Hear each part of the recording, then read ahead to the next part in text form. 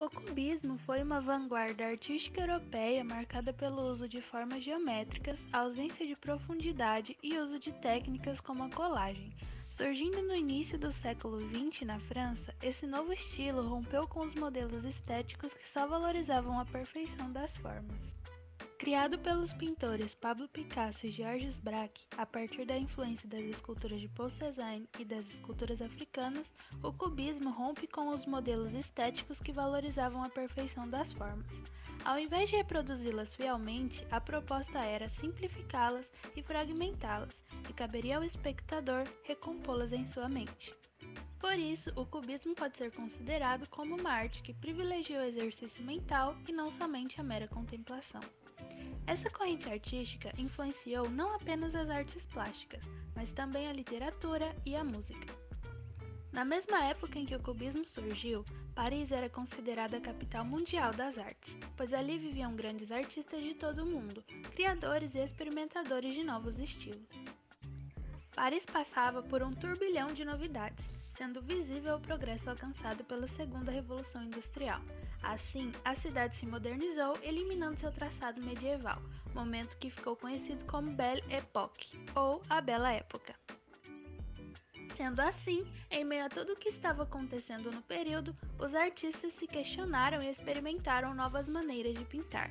Então, o cubismo nasce entre correntes artísticas como o expressionismo, fauvismo ou o dadaísmo, que chega dando um tratamento geométrico às formas da natureza. Logo, os objetos e as pessoas passam a ser representados em todos os seus ângulos no mesmo plano, constituindo uma figura em 3 dimensões, fazendo com que seja possível mostrar todos os lados de um objeto ao espectador. Predominam as linhas retas, modeladas basicamente por cubos e cilindros, dada a geometrização das formas e volumes. Essa técnica renuncia à perspectiva, assim como ao claro-escuro, usadas no Renascimento e no Barroco, causando ao cubismo uma sensação de pintura escultórica. O cubismo é dividido em 3 fases. Também chamada de fase pré-analítica, a fase cezaniana, como o nome já indica, foi caracterizada pela influência dos trabalhos do artista plástico francês Paul Cézanne.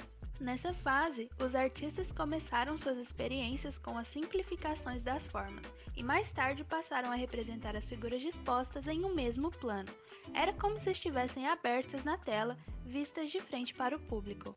A primeira obra considerada cubista é o quadro As Damas da Vigon, do pintor espanhol Pablo Picasso. A fase analítica é caracterizada por desenhos de objetos e formas geométricas simples e em diferentes faces. Assim, a perspectiva desapareceu e não havia mais diferença entre o fundo da tela e o objeto retratado, tendo a cor de suas obras moderadas, acentuando-se tons de marrons, pretos, cinzas e ocres. Tal escolha das cores se deu, pois o mais importante era a exibição do tema fragmentado, disposto em todos os ângulos possíveis. A fragmentação das formas chegou a níveis tão elevados que, ao final, as figuras acabaram por se tornarem irreconhecíveis, o que abriria caminho para o abstracionismo. O cubismo sintético caracterizou-se pelas cores mais fortes e um retorno ao figurativo, na medida em que buscou tornar as figuras reconhecíveis novamente, mas sem voltar a um tratamento realista. Nessa fase, passa-se a empreender o método de colagem, fixando objetos reais na tela, como pedaços de madeira, vidro e metal.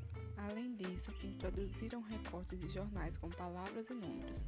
Esses recursos eram utilizados a fim de extrapolar os limites das sensações visuais que a pintura insinua, explorando os sentidos do tato também. No Brasil, somente após a Semana de Arte Moderna de 1922 é que o movimento cubista irá ganhar força. Ainda que os artistas brasileiros não tenham se entregado às características exclusivamente cubistas, é possível perceber influências claras dessa vertente. A artista Tarsila do Amaral foi uma das personalidades que utilizou características cubistas em suas telas. Nelas, notamos a influência dessa vanguarda europeia pelo uso das formas geométricas. Já a literatura cubista no Brasil teve como destaque as obras dos escritores Oswaldo de Andrade, Raul Bopp e Érico Veríssimo. Note que a literatura cubista teve como foco a destruição da síntese, pondo a fim à